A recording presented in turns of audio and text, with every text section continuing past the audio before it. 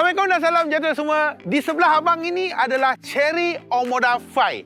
Yes, Chery telah comeback di Malaysia. Di mana kalau anda ingat lagi dalam video yang sebelum ini abang ada mentionkan bahawa Chery akan comeback. Dan kalau anda ingat lagi, abang ada mention pada waktu itu bahawa ini bukan laluan mudah untuk Chery untuk membuat comeback.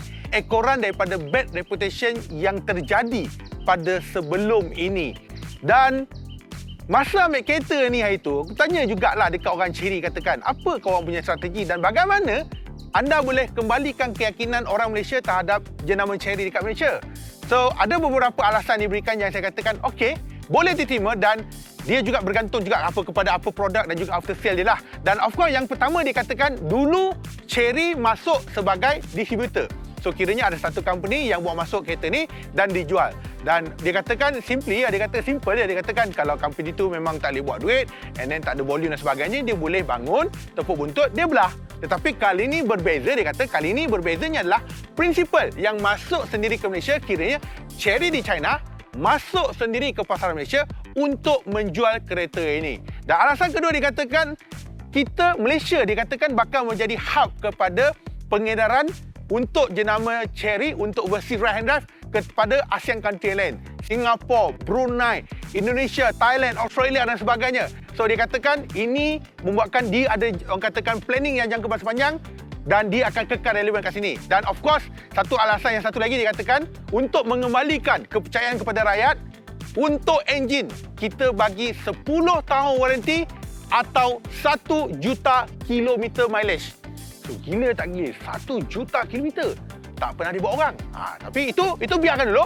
Di mana untuk video kali ini, untuk model pertama yang kita akan review selepas Chery comeback ke Malaysia, iaitu Chery Omoda 5. Di mana untuk yang ini, dia bersaing di kalangan keluarga SUV segmen B dan semua sedia maklum, dalam segmen ni, bukan laluan mudah juga untuk Chery Omoda 5. Okey, sebelum kita bercerita dengan lebih lanjut, apakah yang ada pada kereta ini dan adakah kereta ini lebih berbaloi berbanding untuk SUV segmen B yang sedia ada? So, bagi anda yang baru jumpa channel ini, masih belum subscribe, jangan lupa subscribe, jangan lupa juga tekan lonceng, follow juga kita punya sosial media, Facebook, IG, TikTok. Pandu laju.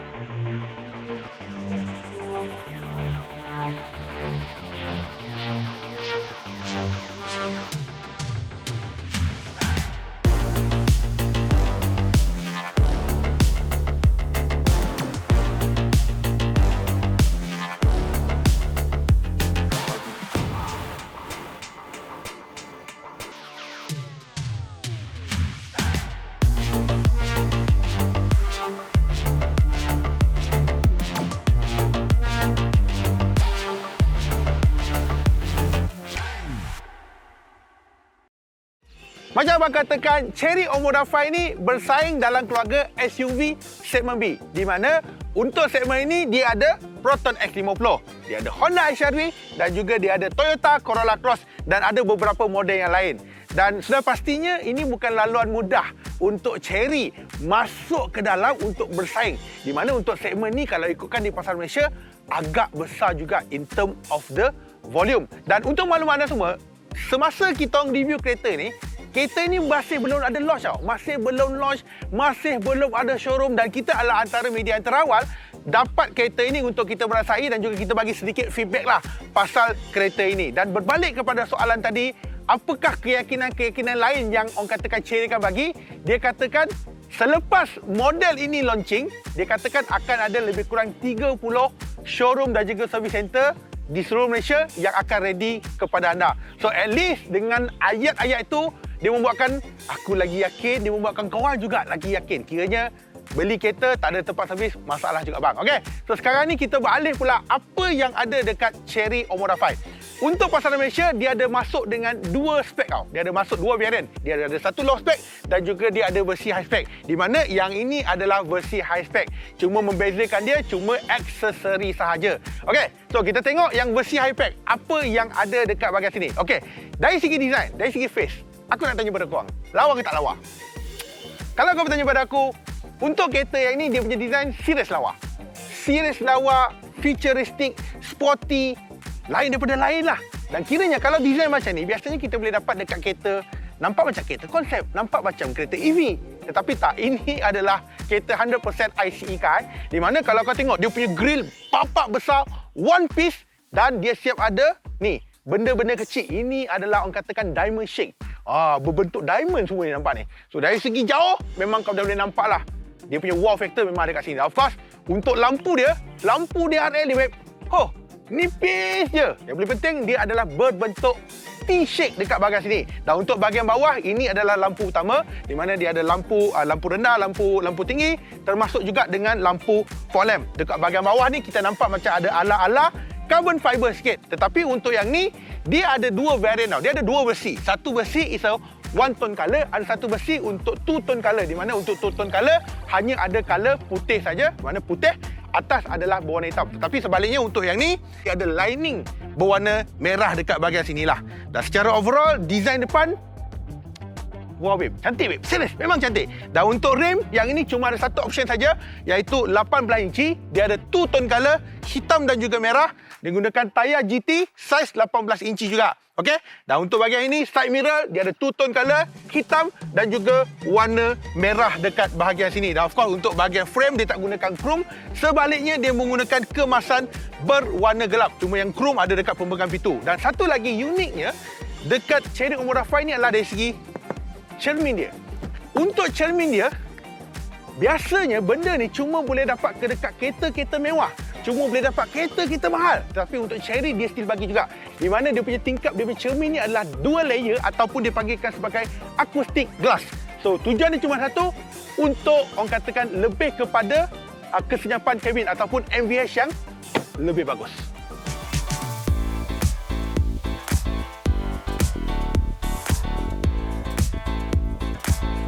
Untuk bahagian belakang, ramai yang katakan belakang macam Lexus. Belakang macam Harrier juga. Tapi itu pedulikan. Tetapi lebih penting adalah belakang dia pun cantik. Aku suka. Depan aku suka, belakang aku suka. Macam suka awet pula. Orang katakan, you chen you ho. Ada depan, ada belakang. So, untuk bahagian belakang, kalau kau nampak, lampu dia pun, nipis je, babe. Serius, nipis je. Yang lebih penting adalah, lampu dia setiap boleh berjoget. Setiap kali kalau kau lock, unlock, lampu dia akan berjoget. Dan untuk yang ni, kalau kau nampak, lampu dia macam one piece daripada kiri sampai ke kanan tau. Tapi sebenarnya tak. Dia dipisahkan juga. Dipisahkan oleh, orang katakan, jenama Chery dekat bahagian sini lah. Bagi aku, ni lagi cantik berbanding daripada dia buah logo. Yang ni memang sangat-sangat kena dekat bahagian sini lah. Dan bertanya pada aku, kenapa plate warna biru? Yang ini adalah trap plate ya tuan-tuan puan. Kereta ni tak launch, kereta ni tak register lagi. So that's why gunalah trap plate kat sini. So belakang ada badge Omoda 5 dan juga ada T kat situ. Maksudnya ini adalah turbo. Dan lebih penting adalah yang ini juga dia ada power board. Di mana untuk power board dia agak besar juga, 360 liter. Dan of course untuk seat kedua masih boleh diturunkan. Kiranya untuk space belakang ni dia lebih kurang je sama macam kompetitor lain macam X50 ataupun Honda HR-V. Dan in term of the size, kalau kita nak bandingkan, kalau kita letak antara Omoda 5, HR-V dan juga F50, sebenarnya dia adalah lebih besar dan lebih panjang, lebih lebar, lebih panjang berbanding daripada X50 dan juga HR-V. Tetapi untuk dari segi tinggi, dia adalah plus minus lebih kurang.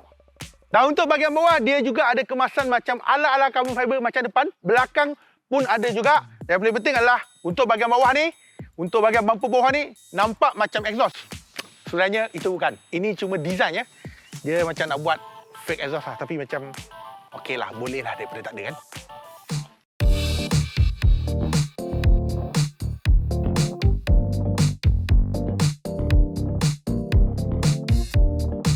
Untuk bahagian dalam, serius weh, dalam dia lain weh. Kereta China dulu dengan kereta China sekarang jauh berbeza. Dalam serius, cantik, premium, kualiti memang ada. Bukan aku nak puji, kau kena rasa dulu memang semua ada dekat sini. In term kalau kau tengok dari segi dia punya dashboard dia tu, dengan skrin yang besar, head unit 10.25 inci, sistem infotainment 10.25 inci, siap ada Apple CarPlay, Android Auto. Siapa kata kereta China tak boleh ada Apple CarPlay, tak boleh Android Auto? Come on lah Proton, bangunlah. Tahun bila, bagilah, takkan nak simpan sampai bila? Ini ada, takkan tak boleh. Siap wireless lagi. Dan untuk speaker pula, yang ni datangkan dengan 8 speaker, jenama Sony. Tak ada. Dan selain daripada tu, dia pun ada Hello Chery Yes, I'm here. Bye. Okay, cancelled. Ada juga, dia boleh kawal everything kat sini. Dan untuk aircon, yang ini aku kurang berkenan sikit lah. Aircon, dia guna all, guna touch. Yang ini memang nampak premium, tetapi dia kurang practical for me. Memang kalau kau tanya pada aku, memang aku kurang berkenan benda-benda touch sebab bawa kereta, kau tak boleh fokus. Kau kena tengok baru boleh. Dan yang kedua adalah dia meninggalkan kesan-kesan cap jari. So, nampak tak begitu kemas lah. Untuk aircon, yang ni dia ada dual zone aircon. Okay, dan seterusnya, untuk bahagian tengah, ada wireless charging. Wireless charging macam apa? Macam Tesla. Untuk meter pun macam Tesla juga. Kalau ada kereta, kita nampak dia ada kereta, indikator. Kalau nampak lori, dia ada lori juga. Dia boleh detect. Dan steering, okey lah. Tukaran antara left hand drive pergi ke right hand drive, okey, tak ada masalah. Still solid, nampak besar tapi solid lah. Tetapi dari segi kualiti, memang solid. Kau tengok, kau dengar. Memang solid. Segala-gala, baik tepi pintu, baik tengah, baik semua ni, semua memang solid dia punya kualiti. Okey, dan selain daripada tu, untuk gear dia, kecil baik, small je. Electric parking brake, auto hold. Yang ni ada touch juga, dia ada kamera 360. Kamera 360 dia memang terbaik, memang clear. Dan of course dia ni, dia ada mode lah. Dia ada dua mode, dia ada eco mode dan juga dia ada sport mode. Dan untuk bahagian tengah, ada dua cup holder. Dan of course, yang ni kunci dia. Kunci macam Alphard Wi-Fi pun ada juga. Dan untuk bahagian tengah, dia ada armrest yang agak besar juga. Yang paling penting, dalam armrest ada aircon. Ada aircon. Dan of course, seat yang ni, all is a fully leather dengan ada kemasan macam warna gold sedikit. Nampak? Tengah ada warna gold. Yang ni ada warna gold. Bahagian tepi pun ada warna gold. Pun okey juga kat sini. Okay? Seat sangat okey, sangat selesa. Cukup besar juga walaupun sebuah SUV segmen B. For me, badan besar macam ni, still okey lagi lah. Dan untuk sunroof, dia ada lah. Tetapi dia ada depan, jadi tak ada belakang. Tapi okey lah, better lah daripada tak ada langsung kan. Okay, so ini untuk bahagian hadapan. Dan untuk bahagian belakang seat okey.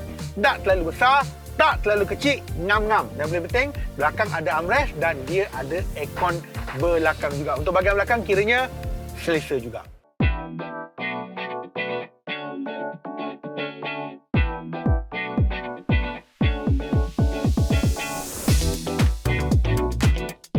Okay, so untuk driving experience, first kita nak cerita dari segi enjin. Untuk enjin cuma ada satu jenis enjin saja dibawa masuk, iaitu 1.5 liter turbo, 4 silinder dengan 145 horsepower, 230 Nm torque, kotak gear menggunakan kotak gear CVT, 9 kelajuan. Okay? Tetapi untuk versi elektrik, katanya akan masuk pada tahun hadapan. Okay, so sekarang ni kita cerita pasal yang ni dahulu. Okay, first dari segi power, dia ada dua mode, ni eco mode. Okay, eco mode slow sikit, dia maklum, tak ada komplain. Pergi ke sport mode, power memang ada, mengaum, karakter CVT memang tak ada masalah, tak ada isu. Speed tak ada isu. You get 150, you get 160, you get 170, it's no issue, tak ada masalah. So in term of the power, tak ada masalah. Walaupun ada yang katakan, alah, 145 horsepower je boleh ke? Boleh ke? Boleh, kau tengok 170, senang nak dapat, sangat senang dapat, tak ada masalah. So in term of the power, tak ada isu. Cuma kereta ni dia ada sensitif. That's why kau dengar bunyi teng, tong, tung. Yang ini semua dia punya ciri-ciri safety lah. Dia punya safety terlalu sensitif sangat. Ada yang boleh disable, ada yang tak boleh. Yang ini kalau lebih baik dia boleh buat yang kita boleh pilih lah. Kalau kita rasa annoying, kita boleh disable, kita boleh tutupkan. Tetapi safety memang power. Safety memang power. Siap dapat 5 star Euro NCAP lagi, 6 airbag standard, ada sistem full ada sistem adaptive cruise control with low speed monitor, RCTA, blind spot monitor, segala magnet semua ada. Memang ada, kecuali dia sensitif lah. Dan berbalik kepada driving yang cakap tadi tu, untuk dia punya driving, dia punya handling rasa kurang sedikit. Tetapi kalau kau seorang yang bawa yang biasa, drive macam biasa dekat highway 100, 110, dekat town bawa macam biasa, sopan, santun, anak Melayu, yang itu okey. Tetapi kalau kau jenis yang kaki lenjan, kau memang suka ambil corner baring, 150 tara goyang, aku rasa kereta ni memang tak sesuai lah. Sebab dia punya handling sedikit kurang best sedikit. Dia punya suspension pun kurang sedikit-sikit. Especially kalau kau ambil corner pada speed yang lebih tinggi sedikit, kita akan merasa macam tidak confident. Dalam arti kata lain, macam kau takut berani lah. Kau tak Sebab kita dalam review kereta ni, kita faham tau. Kita tahu macam mana kau duduk, kau pegang steering, kau bawa, kau boleh rasa dia solid ke tak solid. Dia sedap ke sedap. Kalau sedap kau akan, sedapnya. Tapi untuk yang ni, kau kena lebih careful untuk beri perhatian lebih penuh untuk mengawal steering ni. So that's why katakan engine ada, design cantik, interior cantik, feature ada, safety perfect. Cuma buat handling ni sajalah. Handling dia a bit sikit, bagi saya spoil sedikit. Suspension pun a bit spoil sedikit. Tetapi if you a normal driver, bawa biasa, it's no issue. Memang okey. Kan, memang okey. Power memang tak ada isu lah. Macam aku cakap, dia ada 2 mode, Eco mode dan juga Sport mode. Apatah lagi Sport mode, lagi boleh pergi. Inter full consumption kita tak boleh try sebab masa kita dapat terlalu singkat sangat. Well, kita tak tahu lah. Kita akan bagi feedback kepada Chery. Andai kata kalau yang launch nanti dia boleh buat tune lagi, Alhamdulillah. Okay, sebab yang ni memang actual car daripada China. Dia kata almost sebiji kau boleh dapat kat sini. Mungkin tuning-tuning dia boleh adjust. Kita tak tahu. Itu kita tunggulah. Tapi overall memang ada. NVH is good. Kalau kau dengar kereta lalu, memang tak dengar kecuali bunyi enjin. CVT memang boleh dengar. Bunyi tayar very minimal. Especially kalau kereta lalu, motor lalu pun kurang. Double layer ni okay. That's why orang katakan even what you pay, what you get. Benda yang benda mahal ni kau boleh dia ada dekat sini juga. Kiranya setengah netizen lah, dia nampak kereta China kena jual murah, 80,000, 90,000. Sedangkan dia bagi segunung ciri-ciri yang power macam ni, bagus macam ni tau. Tapi nak buat macam ni kan, kita ada satu persepsi. Oh, kau kereta China tak boleh jual mahal. Oh, kau kereta Proton tak boleh jual mahal. Oh, kau kereta perluar jangan tak boleh jual mahal. Tapi sekarang ni bukan cerita macam tu lah. Sekarang cerita kepada apa dia bagi ke kau dengan bersesuaian dengan harga. Itu adalah pandangan peribadi aku. No hard feeling. Kita bincang secara ilmiah. Wah. Okay. So overall okay. Dan persoalannya, berapa pula harga? Dan mampukah, bolehkah dia bersaing dalam sebuah SUV 7B? So, let's go.